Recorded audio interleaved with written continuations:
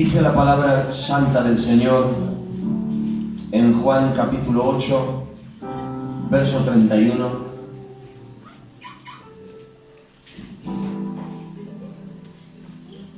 Lo de esta noche es más que un mensaje. Este mensaje, de alguna forma, resume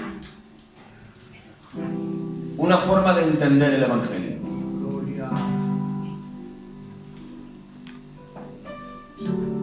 Juan capítulo 8, verso 31.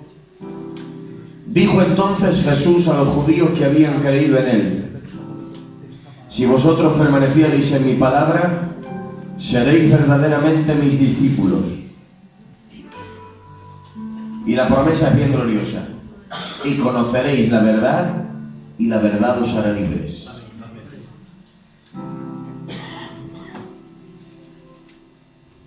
¿Se han dado cuenta, hermanos, que a lo largo que la Biblia nos muestra el progreso de Jesús en su vida y ministerio, a lo largo de los 4 evangelios encontramos algo? Encontramos que la persona y el ministerio de Jesús siempre ejercía un impacto. Nadie quedaba indiferente. Siempre provocaba un impacto por sus palabras. Provocaba un impacto por sus señales, milagros y prodigios.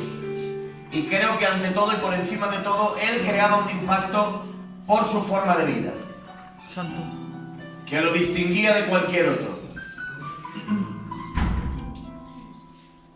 Y él dice en el verso 31 a los judíos que han creído en él, que si permanecen en su palabra, serán verdaderamente mis discípulos. ¿Por qué?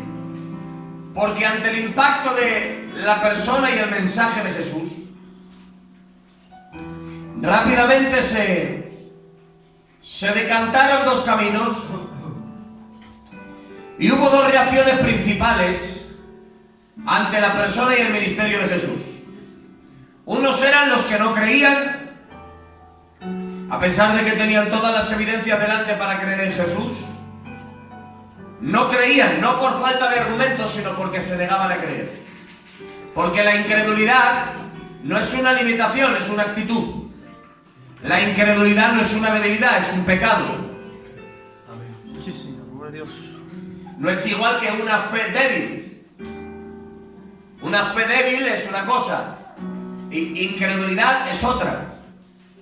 ¿Dónde está la diferencia? Muy rápido. Cuando la Biblia habla de una fe débil, viene del griego oligopistos, que significa una fe bloqueada, una fe incluso desactivada, una fe mermada. Es la palabra que utiliza el Señor cuando en medio de la tormenta ellos se asustan, le despiertan y dice: ¿por qué teméis, hombres de poca fe? Está diciendo: ¿por qué teméis? Tenéis una fe bloqueada, tenéis una fe fuera de uso, tenéis una fe mermada por la situación. Pero cuando el Señor habla de falta de fe, está hablando de una debilidad en la fe, pero desde una plataforma de fe. Una fe débil pero que existe, una fe débil pero que cree. Una fe débil pero que sigue confiando en Jesús a pesar de su debilidad. Por eso esta palabra griega implica un momento débil en la fe, pero partiendo desde la base de una vida que cree. Gloria a Dios.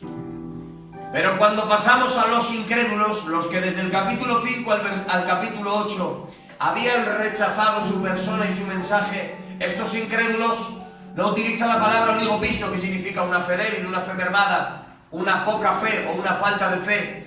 Utiliza la palabra apistos, que significa sin fe, contrario a la fe. Sin fe, contrario a la fe. Esto es incrédulo. No es fe débil, no es poca fe, es un corazón opuesto a la fe. Por eso el apóstol Pablo dice que no es de todos la fe. ¿Y el incrédulo que necesita? El incrédulo que necesita. Normalmente pide pruebas. ¿Qué necesita? ¿Pruebas tangibles? Es una fe débil la que se puede estimular a través de pruebas. La incredulidad no cambia por las pruebas. La incredulidad no necesita pruebas, necesita arrepentimiento. Porque la incredulidad no es una debilidad, es un pecado. El Señor dijo, en vuestros pecados moriréis porque no creéis que yo soy. Es por eso que al incrédulo no hay que darle argumentos. Al incrédulo hay que presentarle su necesidad de salvación, quiera o no cogerla. Ahora, según el trato de Dios, el incrédulo puede recibir lo que Dios tiene para él si se humilla y si se arrepiente. Amén. No por argumentos. ¿Por qué? Porque el incrédulo no es incrédulo por falta de argumentos. El incrédulo es incrédulo porque su corazón es contrario a la fe.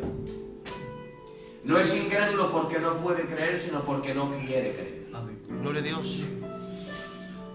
No es una debilidad mental, no es una limitación intelectual, no es una debilidad emocional, es un corazón contrario a la fe. Por eso Dios al incrédulo lo resiste hasta que se arrepiente.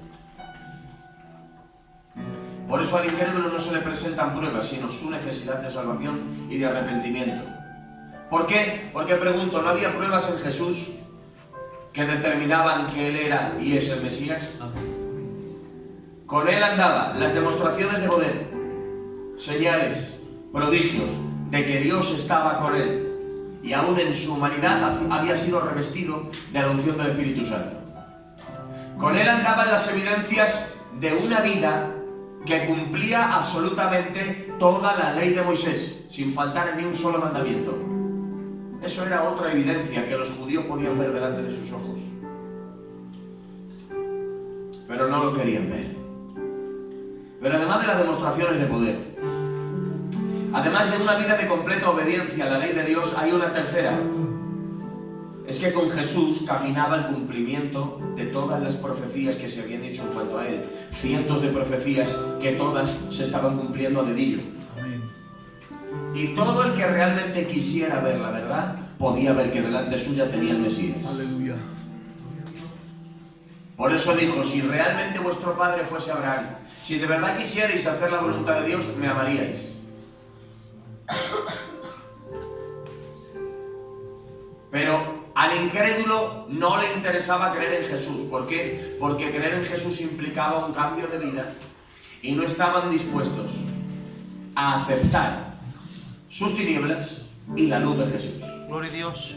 Aleluya, no por falta de pruebas, sino por un corazón contrario a la fe. Porque la llegada de Jesús desmantelaba todos los falsos imperios religiosos que habían montado en medio del pueblo. Era el problema de los que habían montado imperios personales a través de la religión, los que habían esclavizado la conciencia de la gente, los que habían esclavizado la mentalidad de la gente. Jesús era el problema de todos ellos, porque si reconocían su verdad, tenían que desmantelar todo el imperio de mentira que habían montado. Por eso no les interesaba creer, sino que decidían resistir a la fe. Primer grupo, incrédulos. Pero también hay un segundo grupo. Dice, capítulo 8, verso 30. Hablando él estas cosas, muchos creyeron en él. Bien, parece que algunos han creído. Entre tantos incrédulos, aparecen creyentes. Menos mal. Muchos creyeron en él. Pero observa esto. Ahora volvemos al texto de origen y aquí empezamos con el asunto. Dijo a los judíos que habían creído en él: si vosotros permaneciereis en mi palabra, seréis verdaderamente mis discípulos. ¿Por qué da Jesús tanto énfasis a tener discípulos y no se conforma con rodearse de creyentes? El llamado de Jesús: seréis verdaderamente mis discípulos. Pero el llamado de Jesús para la iglesia, Mateo 28:20, id y haced discípulos a todas las naciones. ¿por qué es para Jesús tan importante la palabra discípulo? ¿Y por qué Jesús no se conforma con rodearse de creyentes? ¿Me dejan que se lo comparta? Amén. Bueno, en primer lugar, Jesús no se conforma con rodearse de creyentes porque el que cree, en el contexto que han creído en Juan 8:30, está creyendo con su mente, viendo las evidencias de Jesús. Dice la palabra del Señor, y creyeron en Él. Dice una palabra griega más antigua, se fiaron de Él. Se fiaron de Él. Creyeron. Les despertó cierta confianza, dijeron, tiene las evidencias de ser una persona fiable. Pero ¿cuál es el problema del que cree con la mente? ¿Cuál era el estado de estos creyentes de Juan 8:30? ¿Por qué digo que solo habían creído por la mente? Vamos a preguntarle un instante al propio maestro. Observen, hermanos, el estado de los creyentes de Juan 8:30. Seréis verdaderamente mis discípulos, dice el maestro. Conoceréis la verdad, y la verdad os hará libres. Amén. ¿Cuántos creen que la verdad de Dios tiene poder? Gloria. ¿Se han dado cuenta que a la luz de este texto podemos encontrar el estado de los creyentes de Juan 8:30?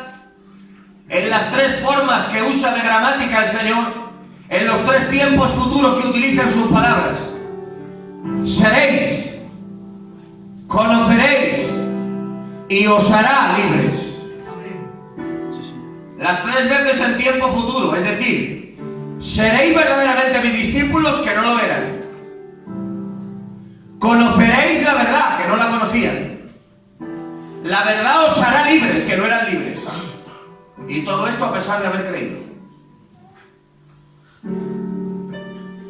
En resumen, Señor, ¿qué tenemos aquí delante en Juan 8:30? Seréis mis discípulos, que no lo son. Conoceráis la verdad, que no la conocen. Y la verdad os hará libres, que no eran libres. En definitiva, en Juan 8:30, después de haber clasificado a los incrédulos que no quieren creer, aquí tenemos otro grupo. Son creyentes esclavos que no conocen la verdad. Dice, seréis mis discípulos, que no lo eran. Conoceréis la verdad, que no la conocían. Y la verdad os hará libres, que no eran libres. Si no, lo utilizaría el tiempo futuro. Diría, sois mis discípulos, conocéis la verdad, y la verdad os hace libres. Dice, seréis, conoceréis y os hará. Porque ni conocían la verdad ni eran libres a pesar de ser creyentes. ¿Cómo te quedas, hermano mío? Porque cuando Jesús vino predicando el evangelio de su reino, nunca vino predicando una fe intelectual. Porque esto es lo que produce una fe intelectual. Una fe desde la mente. Reconocer una evidencia con la mente no es creer a la luz de la Biblia.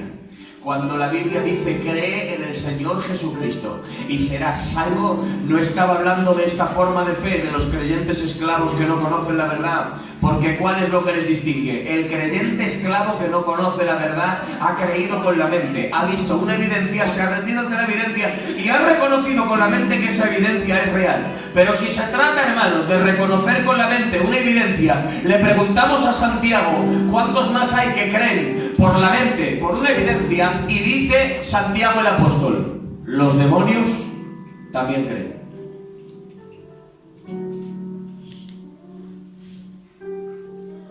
¿Cómo es posible que los demonios también creen? Claro, no tienen argumentos para creer los demonios. ¿Cómo van a negar los demonios la realidad de Dios? Bien lo conocen, desde su tiempo de ángeles en el cielo y ahora bajo su juicio. Los demonios también creen porque reconocen con su mente la evidencia de que tienen delante, de que Dios es real. Pero pregunto, ¿dejan de ser demonios? No, porque la fe intelectual no cambia a nadie. Reconocer evidencias con la mente no cambia la condición, no cambia la forma de vida.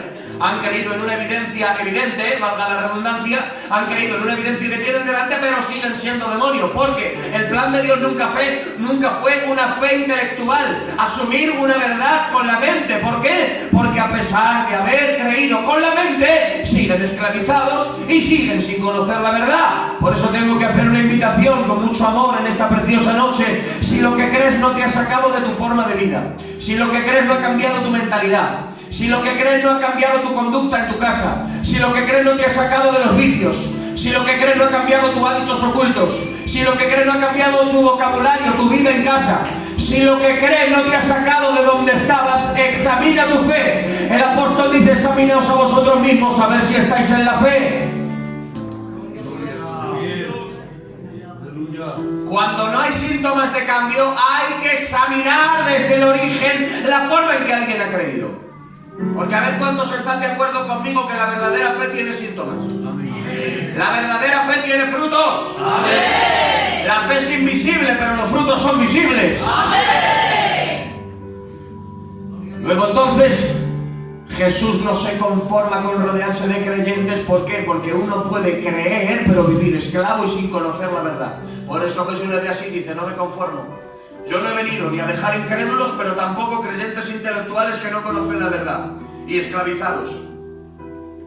Yo vengo a hacer otra cosa más gloriosa. Verso 31. Si permaneciereis en mi palabra, seréis verdaderamente mis discípulos. Amén. Esta era la idea original de Jesús. Esto es lo que Jesús vino a hacer y lo que mandó a hacer a su iglesia. Discípulos. No creyentes intelectuales, discípulos. No asistentes a una iglesia, discípulos. No adheridos a un movimiento, discípulos de Jesucristo. Esto es lo que Jesús perseguía. Esta era la prioridad de Jesús. Esto era lo que Jesús buscaba y esto es lo que la iglesia busca cuando dicen amén. Amén. ¿Por qué le da Jesús tanta prioridad a ser discípulos? Pues bien, habiendo visto al incrédulo y al creyente intelectual, ahora vamos al perfil que Jesús verdaderamente andaba buscando cuando dijo: seréis mis discípulos. ¿Me dejan que se lo comparta? Amén. Cuando Jesús habla de la palabra discípulos, está hablando de una palabra que en su origen, en su significado original, significa aprendiz. Uno que aprende de otro. Seréis verdaderamente mis aprendices. Porque vida cristiana es un constante aprendizaje. Amén. Quien no quiere aprender no es cristiano. Gloria a Dios. Vida cristiana es continuo aprendizaje. Es una universidad de por vida de cómo agradar a Dios. Aleluya. Por eso Jesús dice: seréis verdaderamente mis aprendices. Pregunto: ¿cuántos aprendices de Jesús hay aquí en esta noche?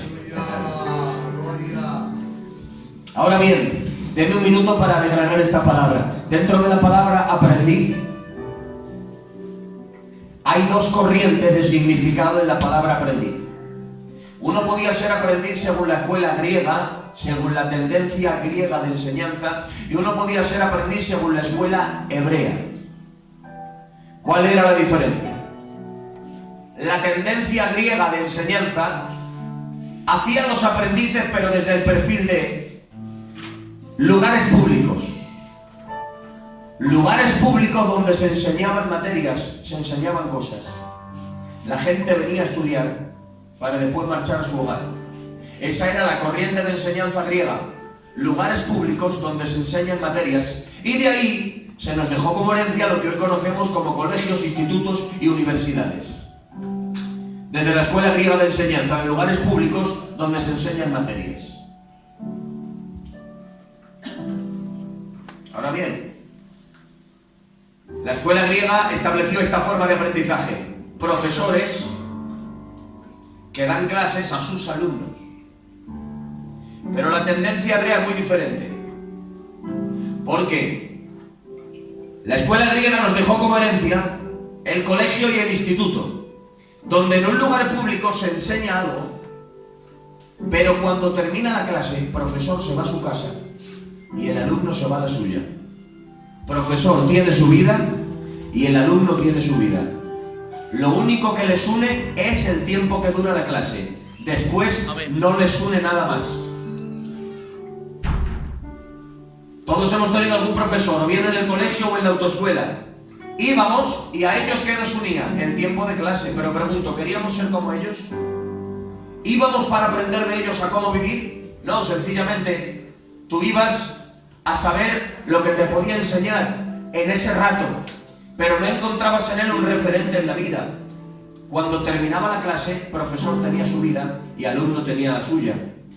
Nunca volvimos a tener contacto con ellos, porque un profesor y un alumno tienen vidas independientes. Solo les une el tiempo que dura la clase. Pero según la escuela hebrea,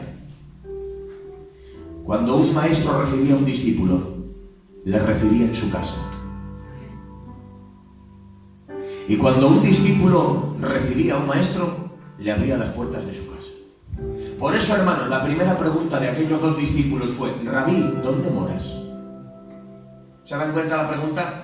Cuando le dicen ¿dónde moras?, le están diciendo: ábrenos las puertas de tu casa porque queremos ser tus discípulos. Luego entonces no están unidos por el tiempo que dura una clase en un colegio, en un instituto, en una universidad. Es que el maestro abre las puertas de su casa y recibe al discípulo. Y cuando el discípulo entra, come con él. Cena con él. Pasa los días y las tardes con él.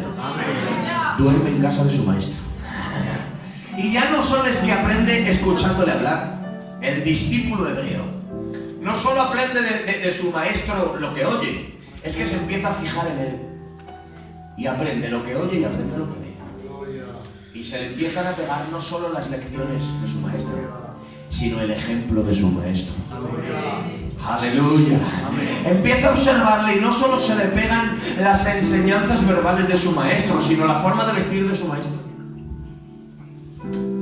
El discípulo hebreo aprende tanto y bebe tanto de su maestro que coge de él hasta la forma de comer, la forma de sentarse, se le pega de su maestro. Porque el discípulo hebreo no quiere aprender una materia, sencillamente quiere aprender a ser como su maestro. Esa es la diferencia. El alumno griego dice: quiero saber lo que tú sabes. Pero un verdadero discípulo no dice: quiero saber lo que tú sabes. Dice: quiero vivir como tú vives. Quiero ser como tú eres. Porque Jesús es mucho más que profesor, es maestro. Amén. El profesor enseña por lo que sabe, pero el maestro enseña de lo que sabe y de lo que vive. Eso es un verdadero maestro. El profesor enseña desde la información, pero el maestro enseña desde el ejemplo. Aleluya, por eso Jesús es maestro por excelencia. Y como Él no es profesor, sino maestro, Él no va buscando alumnos, sino discípulos. Amén. Sí, Señor. Amén. Por eso hoy te lanzo una oportunidad. El maestro te abre las puertas de su casa. Gloria a Dios. Para que entres como sus discípulos. A empezar a absorber del maestro. Qué bien. Hermanos, la influencia de un maestro hebreo sobre su discípulo era tanta que se le pegaba la forma de hablar, la forma de comer, la forma de vestir, la forma de sentarse, hasta el punto, hermanos, que aunque el discípulo no dijese quién era su maestro, esto la historia de Israel lo confirma. Si tú conocías al maestro, veías al discípulo y sacabas quién era su maestro. Porque el maestro se había clonado en su discípulo hasta tal punto que cuando veías al discípulo estabas viendo el desprendimiento del maestro. Hasta aquí llegan las implicaciones de las palabras de Jesús cuando dijo: seréis verdaderamente mis discípulos. Dicho esto, yo pregunto: ¿cuántos quieren emprender la aventura de ser discípulos de Jesucristo el Maestro? Santo. Aleluya. Santo eres. Bien, habiendo definido qué es ser un discípulo, vamos a hacerle otra pregunta a la Biblia. Le preguntamos al maestro: si ya has definido qué es ser un creyente intelectual, que no conoce la verdad y puede vivir en esclavitud, a un discípulo que vive para aprender de su maestro, ser como él y reflejar a los demás la imagen de su maestro, ¿cuál es el puente de conexión? ¿Cuál es el puente de cambio que hace que un creyente intelectual pase a ser un discípulo? El Señor dice: si vosotros permanecierais en mi palabra. Gloria a Dios. Tengo que decir algo en esta noche, lo único que genera verdaderos discípulos. Desde el principio de la creación Dios estableció una ley. Dios estableció desde el principio de todas las cosas que toda forma de vida se propaga según lo que es. Que cada árbol dé fruto según su género y cada planta dé semilla según su naturaleza. Desde el principio Dios estableció que árboles produjesen árboles, plantas produjesen plantas, humanos produjesen humanos, animales produjesen animales. Es imposible conseguir una especie desde el genoma de la otra, porque toda forma de vida se propaga según lo que es.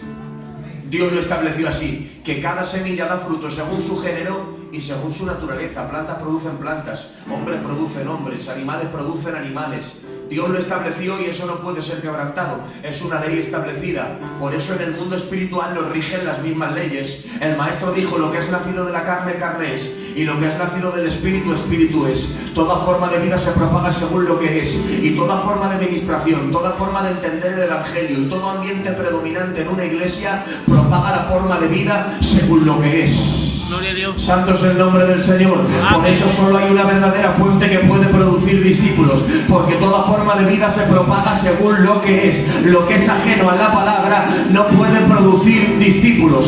Según trabajemos, según hagamos imperar una atmósfera y según la semilla que esparzamos, ese tipo de personas produciremos en la iglesia. Gloria a Dios. Bien, tenemos muchas opciones. Le comparto una. Podemos funcionar como una empresa. ¿Cuál es el cometido de una empresa? Es gustarle a todos, satisfacer al cliente, hacer el producto vendible y responder a las demandas del demandante. Esa es la misión de una empresa. Mantener una buena publicidad, gustar a todo el mundo, hacer competencia a las demás y satisfacer los deseos del cliente.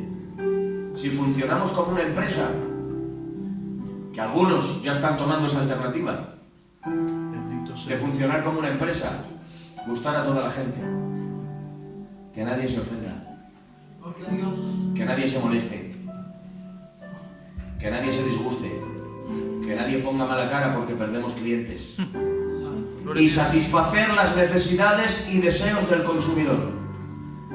Pero toda iglesia que funciona como una empresa propagará ¿el qué? Clientes. Porque según la semilla que se esparza, esa forma de vida se propaga. Gloria a Dios. ¿Se puede aumentar el número? Se puede. Pero toda semilla de empresa producirá clientes. ¿Y un cliente puede llenar un banco? Puede. ¿Un cliente puede asistir a una actividad? Puede. ¿Puede echar una ofrenda? Puede. Lo que no le puedes exigir a un cliente es que dé fruto y se parezca a Cristo, porque su naturaleza no se lo permite.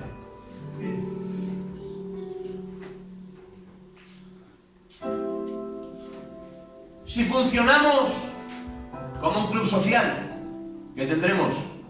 Socios. ¿Y qué es un socio?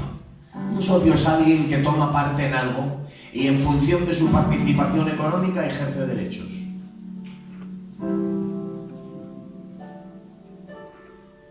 Pregunto, ¿te los habrás encontrado así también por las iglesias? Gente que siempre basa sus derechos en sus aportaciones, que se ha adherido a un movimiento. ¿Por qué? Porque desde el principio se le engendró en una semilla de círculo social, haciéndoles que vinieran a los cultos porque la iglesia necesitaba que bajaran, no porque ellos necesitaran bajar a la iglesia. Bájate que estamos nosotros, que estamos fulano, que está mengano, bájate con nosotros, bájate, vente aquí. Pero el problema de traer a la gente al culto y no traerles a Cristo es que luego se crean malformaciones. Es por eso que antes de traer a la gente al culto también hay que presentarles a Cristo. Amén. Amén. Mucho cuidado con evangelismos de mala semilla, porque evangelismos no centrados en la cruz producen malformaciones, producen engendros de personas que creen que se han convertido, que creen que han abrazado el evangelio, pero lo único que han abrazado es un movimiento social, porque sus vidas no han cambiado, siguen siendo los mismos, pero como se les trajo desde esa manera, desde el principio se les hizo venir haciéndole creer que la iglesia ganaba con su presencia, en vez de hacerles ver que ellos ganaban con venir a los pies de Jesucristo. Amén. ¿Qué ocurre? Vinieron, y viene este, y viene aquel, y vienen con una casa, y vienen con una familia, y para nosotros sería un placer tenerle. Y vienen por aquí, y cuando vienen, cuando se sientan, cuando asisten, empiezan a recibir en la iglesia el mismo tono, la misma importancia que reciben en la calle, por la cantidad de personas que son, por la cantidad de ofrenda que echan, por la edad que tiene el más viejo de la casa, por la cantidad de hombres que traen. Claro, entonces ello va alimentando en ellos una actitud, ¿cuál? La de un club social que en función de sus aportaciones, así tienen derechos en la iglesia. Cuando nos queremos dar cuenta, tenemos un clan que tiene controlada la iglesia, que no conoce a Dios, que no conoce la palabra, que anda carnalmente, que piensa carnalmente y quiere gobernar a toda costa. ¿Por qué? Porque desde el principio el engendramiento no fue auténtico, el engendramiento no fue sano. Hubo un engendramiento de club social y lo que se dio a luz fueron socios. Un socio puede asistir, puede echar una ofrenda, puede colaborar con algo, puede, pero nunca le pidas a un socio que dé fruto y se parezca a Cristo.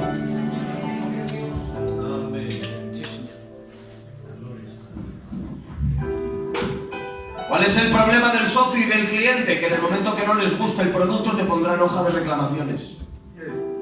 Porque el cliente siempre tiene la razón. La iglesia puede morir por una denominación y por una doctrina, pero no le preguntes por el dueño de la casa, que no la conoce. No le conoce. Eso es un feligrés. ¿Un feligrés puede llenar un banco? Puede. ¿Puede echar una ofrenda? Puede. Pero no le pidas luego que dé fruto y se parezca a Jesús, porque su naturaleza se lo impide. Porque desde el engendramiento se le adhiere a una religión y da como resultado un feligrés. Pero mientras que las empresas producen clientes, los clubes sociales producen socios y las religiones producen feligreses cuando se gozan conmigo, la palabra del Señor dice en Hechos capítulo 6, y la palabra del Señor crecía y se multiplicaba y el número de discípulos aumentaba. ¡Gloria a Dios! Amén. Gloria a Dios. Porque donde abunda la palabra nacen discípulos. Amén. Y creo que más que nunca necesitamos no solo crecimiento numérico, sino verdaderos engendramientos, nacimientos desde la palabra, nacimientos desde el verdadero evangelio, el evangelio que Jesucristo y los apóstoles dejaron como legado a la iglesia, porque solo así el crecimiento será auténtico. Todo lo que está fuera de la palabra no es crecimiento, es hinchazón, pero la palabra trae crecimiento sano, crecimiento genuino para la gloria de Dios.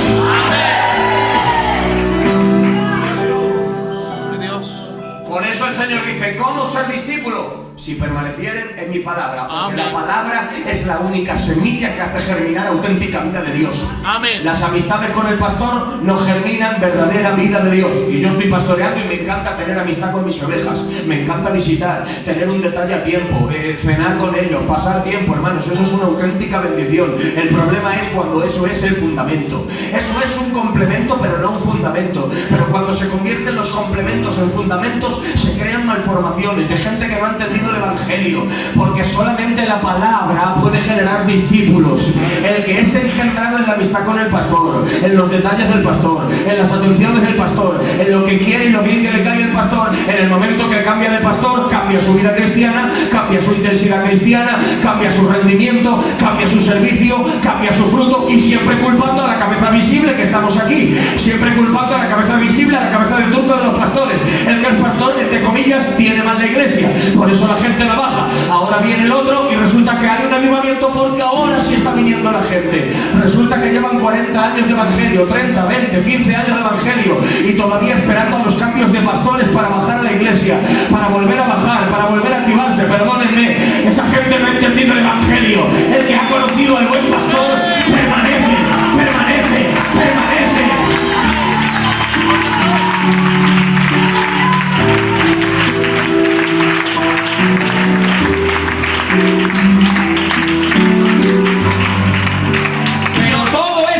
Su causa y origen en el engendramiento en la fe. Gloria a Dios.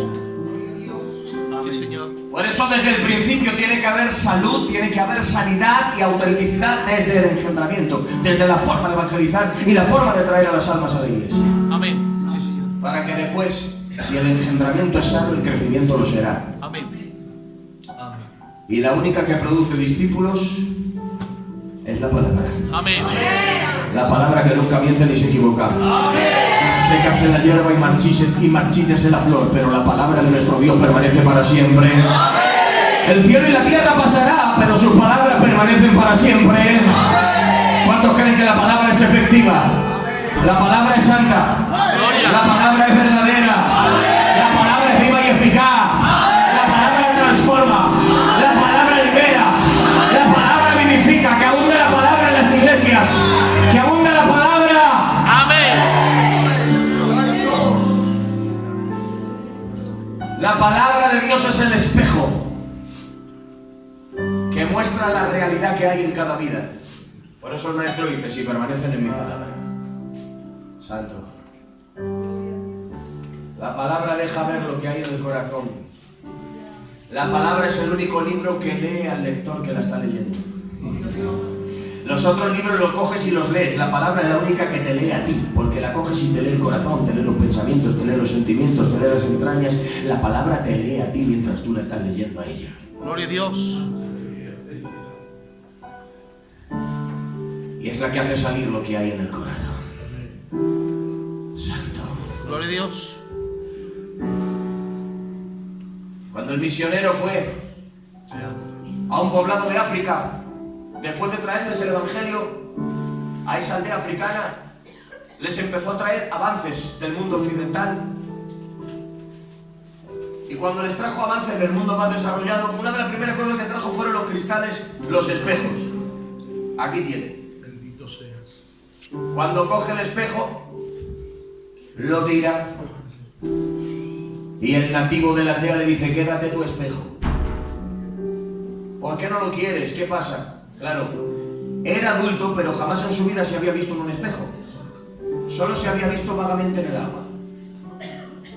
Cuando se vio en el espejo, la cara, las facciones, la expresión, la manera que él se imaginaba de otra forma, se vio en el espejo y se enfadó. Dijo, toma, predicador del espejo, que no lo quiero. Dijo, ¿por qué? Dice, porque me muestra muy feo. Y le dijo, el problema no es del espejo. El espejo refleja la realidad que hay en ti. Eso pasa con la palabra. Solo la palabra puede separar discípulos de creyentes esclavos de incrédulos, porque hace ver lo que hay en la realidad de cada uno. Porque la palabra nos confronta con nuestra realidad. La palabra nos confronta con nuestro estado. Por eso tengo que decir en esta tarde, a ver cuántos están de acuerdo. Es verdad, es cierto que nadie tiene derecho desde este lugar a atacar, a insultar, ni a faltar al respeto. Este lugar no nos da licencia para atacar, para insultar, ni para faltar el respeto a nadie, jamás. Pero tengo que decir algo, cuando es la palabra de Dios la que ofende, el problema no lo tiene la palabra, lo tiene el ofendido. Amén. Gloria a Dios. Es por eso que la confrontación de la palabra es la que hace ver dónde hay discípulos y dónde no. Es la que hace ver lo que hay dentro del corazón. Es la palabra. Amén. La que hace ver el contenido, que se puede disfrazar de cualquier otra forma, pero ante la palabra no. Porque no hay cosa manifiesta, no hay cosa creada que no sea manifiesta en su presencia. Dice la palabra algo terrorífico. Todas las cosas están descubiertas y están abiertas ante los ojos de aquel a quien tenemos que dar cuenta. Amén. Gloria a Dios. Santo es su divino nombre. Amén. Aleluya, es como esa espada de Salomón. ¿Quién es la madre y quién es la falsificadora? No sabemos. Las dos traen los niños, el niño recién nacido, ¿qué hacemos? Una dice que es mío y la otra que no, que es mío, y la otra que no, que es mío. Y Salomón, así podemos estar todo el santo día. Vamos a ver. Tiene los ojos de esta, pero las cejas de esta, pero las manos de esta. ¿Hace eso Salomón? No, dice, traigan la espada. Cuando viene la espada se levanta. Sale lo que hay en el corazón de la falsa. Ni para ti ni para mí. Déjalo. Medio para cada una, claro. ¿Y qué madre va a querer un hijo diseccionado por la mitad?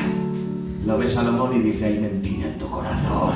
Pero la espada también hizo salir lo que había en el corazón de la madre. Dijo, no, por favor, dáselo a ella. Dáselo a ella, no quiero ganar el juicio, quiero que el niño salga bien, dáselo a ella. Y dice Salomón, esta tiene corazón de madre. Tú tienes corazón de madre porque te ha importado más la vida del niño que salir con la razón. Pero ¿qué fue? Fue la espada lo que determinó lo que había. Hermanos, en vez de las razones humanas, en vez de arreglos de cultura, traigamos la espada a la iglesia, porque es la espada la que hace ver lo que hay en el corazón de cada uno. Es la espada la que hace ver donde hay apariencia y donde hay realidad, donde hay un religioso y donde hay un nacido de nuevo, donde hay cizaña y donde hay trigo. Es la palabra, la palabra, la palabra, la palabra de Dios. ¡Aleluya! Es la palabra la que divide el alma y el espíritu y discierne los pensamientos y las intenciones del corazón. Gloria a Dios. Por eso no nos preocupemos cuando haya gente que no asimila la palabra, porque no tiene corazón de discípulo.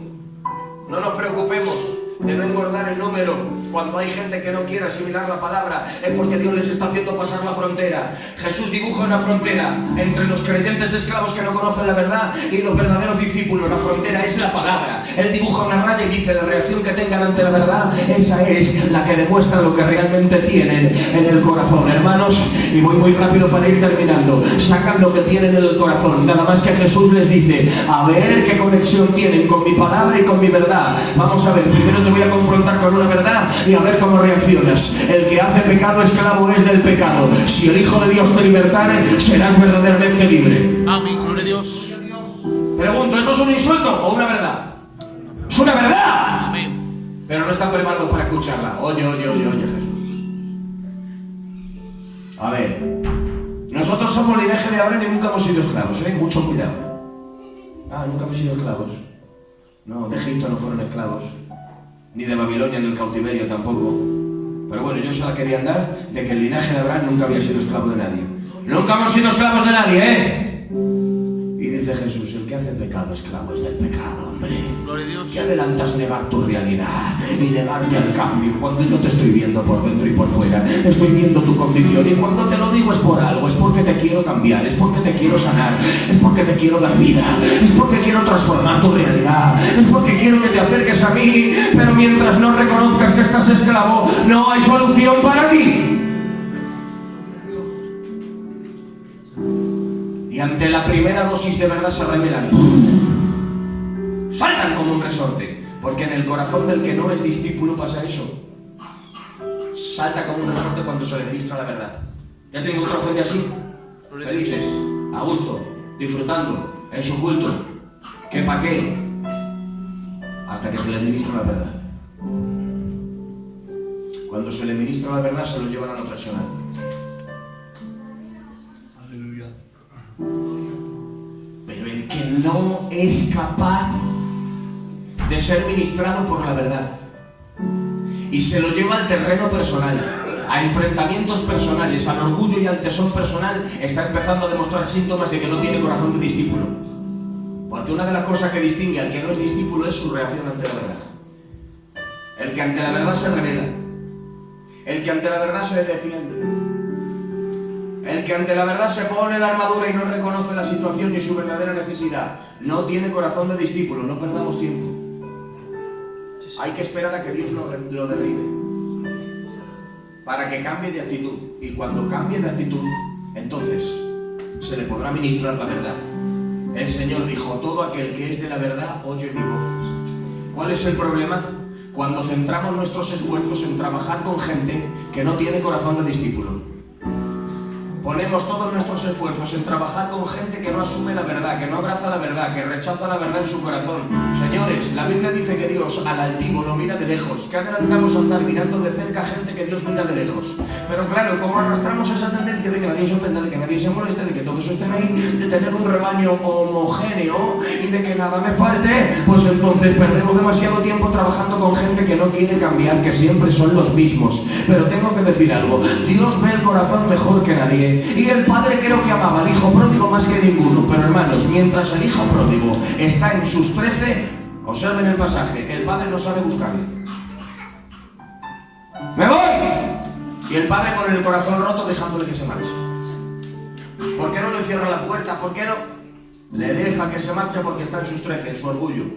No abraza la verdad de la casa.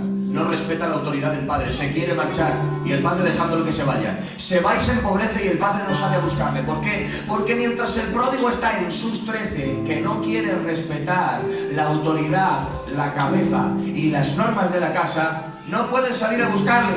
Porque mientras está en sus 13, salen a buscarle, el pródigo se va a creer que el problema lo tiene la casa y no lo tiene él.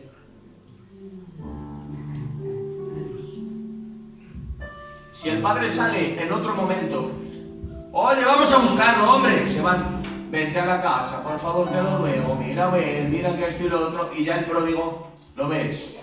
¿Lo ves? ¿Cómo tenían que venir a buscarme? Que la casa no ha sido la misma desde que me he ido. Bueno, pues voy, voy, pero mira lo que te digo, esto y esto y esto y esto no me gusta. Pero el padre, que lo ama más que tú y que yo, pero que también lo sabe tratar mejor que tú y que yo, le espera hasta que esté en su momento de mayor ruina. Y cuando se levanta, no diciendo voy a la casa pero voy a decir lo que no me gusta, dice, ay, cuántos jornaleros en la casa de mi padre tienen abundancia de pan y yo por ser como soy me veo aquí esmayado de las hambres deseando comer algarrobas en compañía de los malichos, perdónenme la expresión.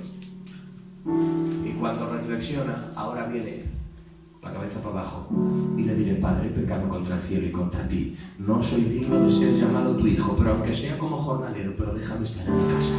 Ahora el padre sale a su encuentro y antes de que entre en la casa lo abraza y lo besa y le dice, ahora anillo nuevo, calzado nuevo, vestido nuevo y fiesta para ti, porque ahora has reflexionado, ahora hay una verdadera restauración, porque hasta que no hay humillación no hay restauración. No se puede intentar restaurar a gente que no se ha arrepentido, que no se ha humillado y que no reconoce la verdad. Cuando el hijo pródigo viene humillado, entendiendo que ha hecho mal las cosas y que la casa de su padre es el mejor lugar donde puede estar, dice, ahora hay restauración para ti. Otra cosa es la oveja perdida. La oveja perdida se pierde por debilidad, se pierde por mala orientación, se pierde por una tormenta, se pierde porque ha venido el lobo y ha esparcido a las ovejas, pero no está en su corazón. No ha sido por orgullo, no ha sido por altanería, no ha sido por rechazo al buen pastor, ha sido porque en su debilidad y en su mala orientación, cuando se ha querido dar cuenta, ha estado descarriada y dice, ¿qué hago aquí? A las ovejas perdidas sí hay que ir a buscarlas, hay que recorrer las calles, recorrer los montes, los collados, echársela al hombro, curarla y traerlas otra vez. Pero a los pródigos llenos de sí mismos,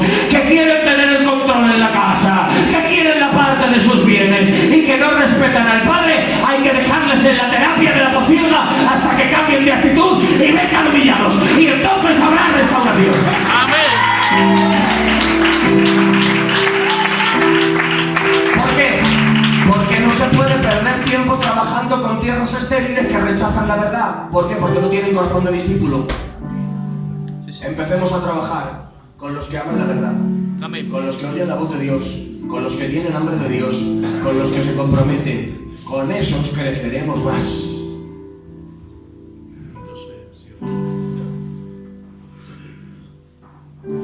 Porque el trabajo de la iglesia es perfeccionar a los santos y salvar a los perdidos, no entretener a los tibios. Gloria a Dios. Nunca la misión de la iglesia fue entretener a tibios. Es perfeccionar a los santos y salvar a los perdidos. Para eso la iglesia dice, cuenta con nosotros, Señor. Amén. Aquí estamos para tu gloria. Gloria a Dios. Porque una de las cosas que distingue al que no tiene corazón de discípulo es la resistencia a la verdad. Si vosotros permaneciereis en mi palabra.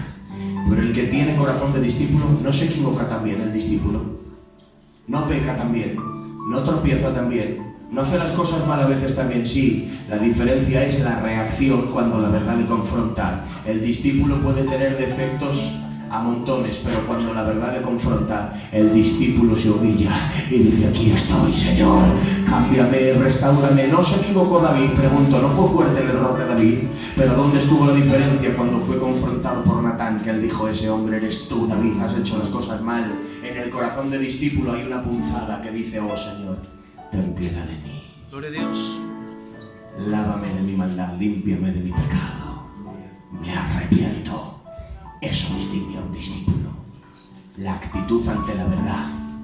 ¿Cuántos creen que la verdad transforma? Amén. Gloria a Dios. Aleluya. Por eso te digo en esta tarde, en esta preciosa noche, necesitas que la verdad te ministre.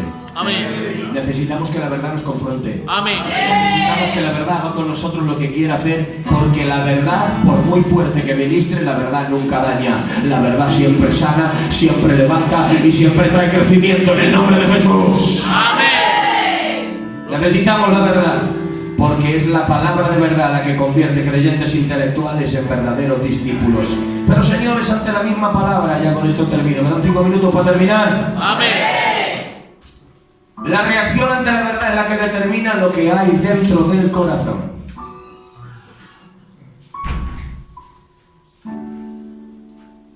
Dice Jesús: quien no coma mi carne y beba mi sangre no tiene parte conmigo. Lo suelta y ahí lo deja, a secas, sin agua. Quien no coma mi carne, quien no beba mi sangre, no tiene parte conmigo. A ti y a mí nos hace bien, porque ya sabemos el trasfondo que hay detrás. Pero los que lo estaban escuchando no entendían nada. No entendían ninguna simbología de lo que había detrás, pero más fuerte que Jesús nos separa a explicar el simbolismo. Él dice: quien coma mi carne y beba mi sangre.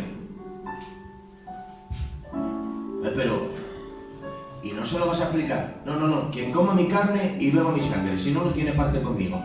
Dice la palabra, y al oír esta palabra, Juan 6:66, muchos de sus discípulos volvieron atrás y ya no andaban con él. Se van. Lo rechazan. Demasiado fuerte el mensaje, Jesús. Se te están yendo. Explícaselo, por favor. Y Jesús diciendo: la explicación para el que se quede. No es explicación para que se queden, es explicación para el que se quede. Y mientras todos se van y se van y se van, y Jesús está tranquilo. Se van 100, se van 200, se van 500, se van 1000, se van... Señor, se te está vaciando la iglesia. No va a llegar para pagar el local. Te va a sacar el responsable. Miles se van. Dura es esta palabra, ¿quién la podrá recibir? Y ante la verdad de su palabra se muestra lo que hay en el corazón y se marchan un montón de ellos. Señores, acompáñenme a este desenlace. Quedan 12. De toda la multitud que tenía, quedan 12. Bueno, ahora se supone que de los 12 que quedan tiene que hacer un grupo fuerte a Jesús y decir: vosotros sois fieles, cuento con vosotros, compañeros, no os vayáis, que me hacéis mucha falta. Han quedado 12, ¿es eso lo que le dice? Tenía miles, le quedan 12, se vuelven los 12 que le quedan y le dicen: ¿queréis iros vosotros también? Porque a mi Cristo estar acompañado no le hace más grande y quedarse solo no le hace más pequeño. Gloria a Dios. Él es quien es, con multitudes o solo, Él sigue siendo el Señor. Amén. Amén. Sí, Señor. Se vuelve a los 12 que le quedan y dice: nada, que si os queréis ir, y abre la puerta, quita el candado, abre la puerta y dice: aquí nadie se queda a la fuerza, el que se quiera quedar que se quede por amor, pero quien se quiere ir que se marche. ¿Queréis ir? Y Pedro, que siempre era el primero en responder, el más intrépido. El primero en fallar y en equivocarse, pero el primero también en vivir experiencias con Jesús. Amén. Sale al marco de la puerta, y esa puerta que ha abierto Jesús, ¿queréis iros? Hace así Pedro, echa un vistazo. Echa un vistazo al mundo, al pecado, al sistema del mundo. Echa un vistazo a su pasado, a lo que era él antes de conocer a Jesús. Se queda en el marco de la puerta y dice: Señor, es verdad que has abierto la puerta porque no fuerzas a nadie. Es verdad que has quitado el candado, no nos sujeta ninguna cadena, pero ¿a quién vamos a ir? Si solo tú tienes palabras de vida eterna, ¿a quién iremos? Nada me sujeta, nada me obliga, nada me coacciona, pero es que ya no puedo vivir sin ti. Es que me niego a una vida sin ti. No puedo. me es imposible. ¿A quién iré si solo tú tienes palabras de vida eterna? Ante el mismo mensaje ante el que miles se habían ido, Pedro se quita en el marco de la puerta y dice: no me voy aunque me abras la puerta, porque he entendido que en nadie tengo vida eterna, solo en ti. Solo tú le has dado sentido a mi vida. Ese es el corazón de un discípulo. Pero como a Jesús no le distraían los falsos avivamientos, a Jesús no le volvían loco los falsos avivamientos, llenarse de gente que no entendía quién era él ni su evangelio, a él eso no le volvía loco. Se queda con 12 y dice: ¿de aquí quién se queda voluntariamente? Y le dicen los 12: nosotros nos quedamos voluntariamente. Y dice: vale, pues adelante, con esto me vale, con estos discípulos, con los que han conocido y han amado realmente la verdad, con estos me quedo. Gloria a Dios. ¿Por qué? Porque no busca sencillamente una explosión numérica, sino vidas transformadas.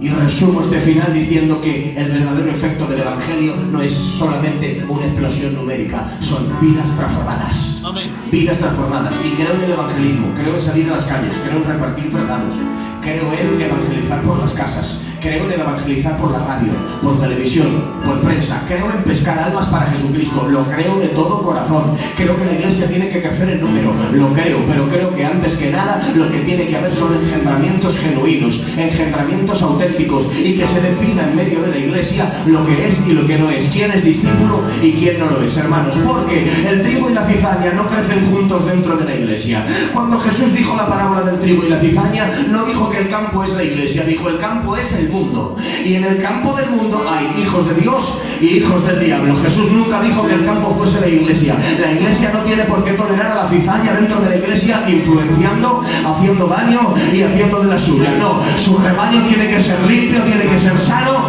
Aleluya. Pueden estar temporalmente Ananías y Zafira ahí haciendo las cosas mal, pero hay momentos donde Dios les descubre. Puede estar Simón el mago ahí en medio de la iglesia camuflado, pero hay momentos donde Dios le descubre. Gloria a Dios. Amén. Sí, Señor. La iglesia no tiene por qué tolerar a la cizaña establecida dentro de la iglesia. El campo es el mundo, no la iglesia. Gloria a Dios. En la iglesia se tiene que definir lo que es y lo que no es. Amén. A través de la santa y divina palabra de Dios, a través de la verdad ministrada de Dios, porque la verdad es la que evidencia lo que hay en el corazón. Ante la misma verdad ante la que muchos se rebelan y no quieren cambiar, Pedro dice: me abres la puerta, quitas el cerrojo y me das oportunidad de irme. Pero yo te digo que a quién iré si solo tú tienes palabras de vida eterna. Aleluya. Te digo, Señor, que aunque no me obligas, me quedo. Santo. Me quedo porque sencillamente no quiero venir a escucharte una clase y marcharme para mi casa. No quiero que seas mi profesor, quiero que seas mi maestro. Gloria a Dios. Quiero meterme en tu casa y aprender de ti.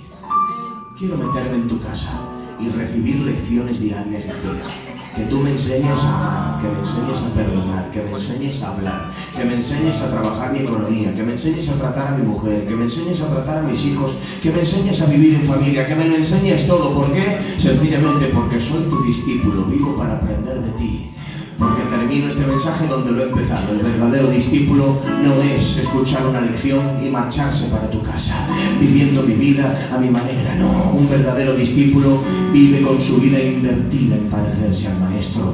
Quiere aprender de Jesús, quiere aprender el estilo de vida de Jesús, para que cuando el mundo me vea, aunque yo no diga nada, que me saquen que mi Maestro es Jesús. Que donde vaya me vean y digan: tú tienes algo diferente, tú tienes que ser discípulo de Jesucristo, porque te delata tu forma de hablar, tu forma de comportarte, tu forma de trabajar, tu forma de amar, te delata que tú le conoces a Jesús. Yo quiero que se me note que conozco a Jesús. Yo quiero que se me note que soy su hijo, quiero que se me note que soy su discípulo, para que cuando te vean a ti, vean el reflejo de tu Maestro. Esto es ser un discípulo. Si permanecieren en mi palabra, seréis verdaderamente mis discípulos. Y el discípulo no es esclavo, el discípulo es libre en el nombre de Jesús. Aleluya. Amén. ¿Cuántos creen en la palabra de Dios? Amén. Gloria a Dios. Bueno, pues los 10 minutos que iba a estar al final han sido 1 hora. De verdad, premio Nobel al aguante, que Dios os bendiga siempre montones de veces. porque de verdad que he disfrutado con vosotros. Esta primera experiencia en la iglesia del Señor en Ponferrada ha significado toda una bendición. Gloria a Dios. Porque tenemos que darle gracias a Dios por cada persona que cruza nuestro camino. Amén. Cada persona que cruza en tu camino es una bendición y un regalo del Señor. Amén.